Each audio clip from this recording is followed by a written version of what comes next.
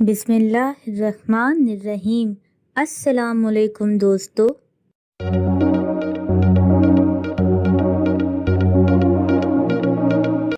आज का सवाल ये है, हदीस में किस तरह सोने से मना किया गया है? जवाब कमेंट में दें 1 मिनट में।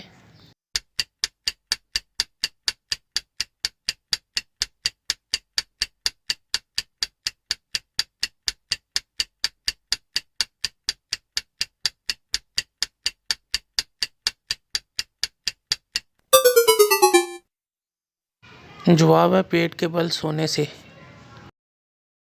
इस वीडियो को लाइक करें, हमारे चैनल को सब्सक्राइब करें और बेल आइकन जरूर प्रेस करें हमारी न्यू वीडियो सबसे पहले देखने के लिए।